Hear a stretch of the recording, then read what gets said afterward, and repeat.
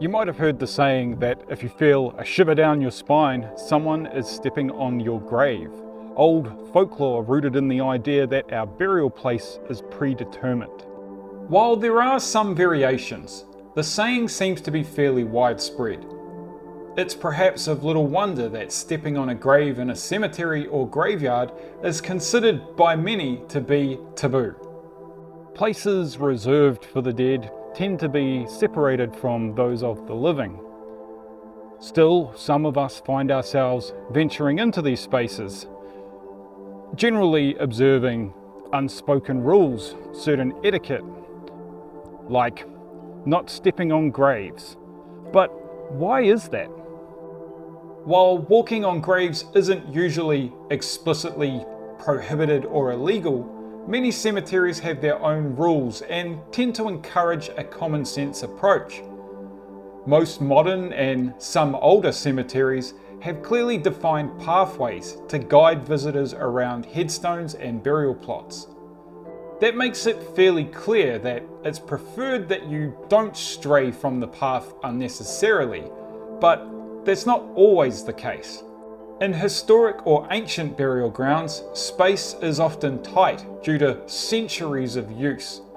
At times, interments can appear to be somewhat haphazard, and in overgrown or neglected sites, even identifying where graves are, let alone the paths, can be a challenge. But that's often where you need to take the most care. Many of the ancient graves can easily be damaged by careless footsteps, and sadly, there's often no one coming to fix them when that happens. The final resting places of the dead are not dissimilar to the homes of the living. Many might consider treading on graves to be akin to entering into someone's private property, an invasion of their space. As cemeteries became the preference over churchyards as the place to be buried, caring for the dead and their resting places shifted away from the collective responsibility of the church to that of individuals and families.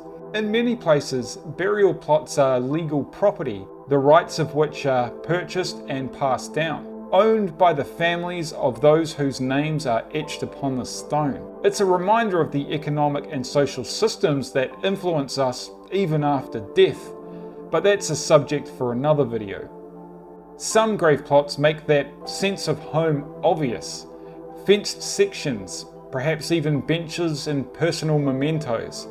Others express it more subtly, but always with the quiet expectation of respect. Unsurprisingly, many view walking on a grave as a sign of disrespect, a disregard for the memory of those that are buried beneath. You wouldn't touch someone's personal belongings or go in their house or indeed tamper with their body when they were living, and their death does not give you the right to do so either. Some are motivated by the belief that doing so invites negative spiritual consequences and bad luck.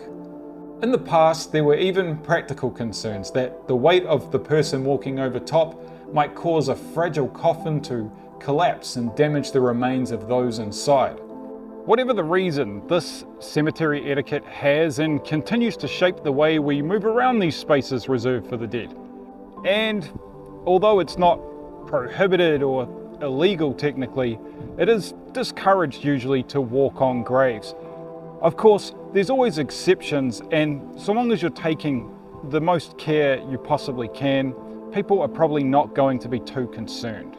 So don't let that stop you exploring and reading the epitaphs. That's what they were made for in the first place.